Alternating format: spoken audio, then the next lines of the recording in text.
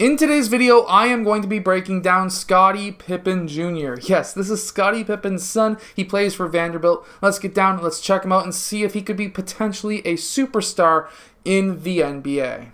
So in this first clip, he really knows how to use screens and knows how to use angles. Here he does a quick in and out dribble and then attacks the big man and uses his body to still finish around the rim. If you're a young player, this is something that you should really be looking at. After you use this screen, you will have a hedging player. If you really want to get to that rim, you need to do a quick move.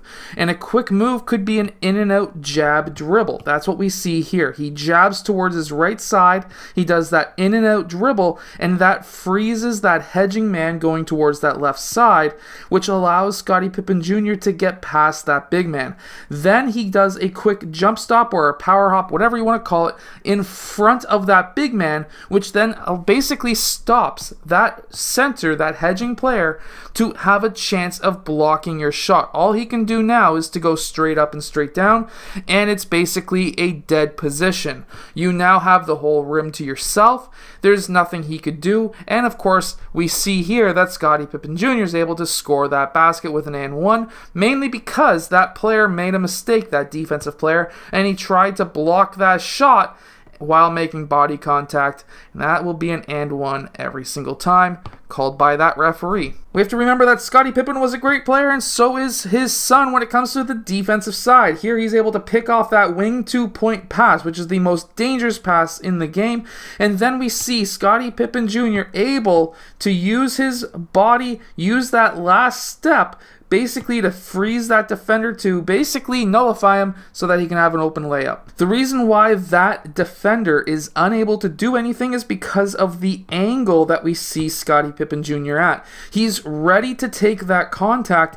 If he was to get that contact, he would have finished either way, and it would have been an and one. So it was actually a very smart idea that that defender did not try to make body contact. However, if you see this happening and you are a player along the wing, do not pass to the point. This is a very dangerous pass and will most likely usually get picked off anyways. On the flip side, if you're the defender in this case, you need to just sprint for that ball. This is a dead position on the court. What's he going to do? Shoot a three? I would be more scared of him driving towards the basket, in which case we have three players. And because of that, you can pick off these passes all day long and get wide open layups and dunks all game long as well. Here we're on a fast break, and Scottie Pippen Jr. gets that ball. He then attacks that rim, and he's able to go up, protects his body with his right leg. Remember how all the coaches always tell you to go up with your left leg? Well, guess what?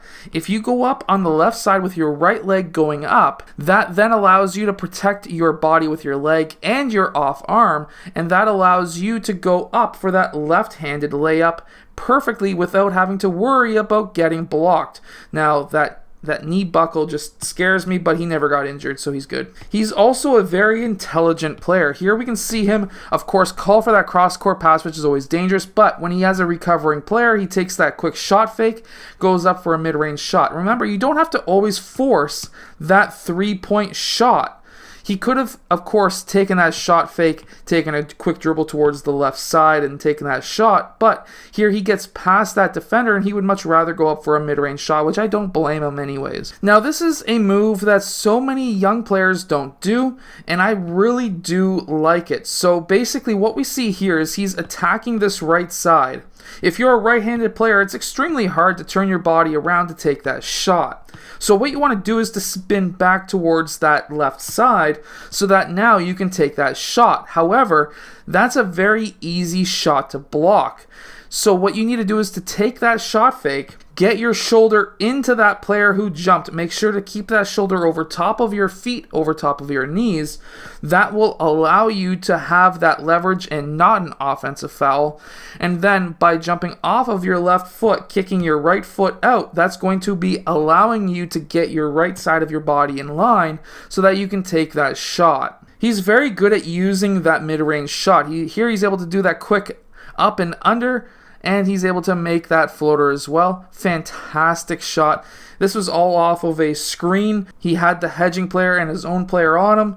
He stopped, shot fake, and then step through. Fantastic move. This is stuff that you can teach yourself as well. All you need to do is to, of course, have a pylon here, have a pylon here, drive, up and under, and you'll be able to do this fine. You don't even necessarily have to have pylons. If you have a friend who can act as a pylon or a moving pylon, it's even better. He's also very good with the three-point shot. So here he's able to do a quick crossover. He does a quick jab, dribble, crossover, step back. Now watch this. When he does that step back, it's a step back off of his right foot. Why is this important?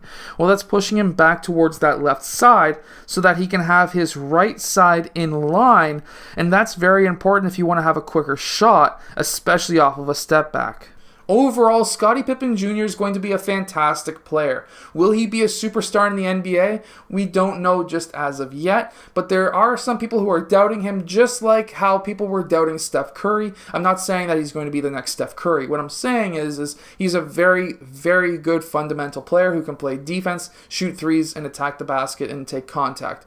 These are some of the three things, or some of the few things that you're going to need to make the NBA, and I think that he has it. I hope that you've enjoyed today's video. If you have, hit that like button and subscribe, and I'll see you guys again next time.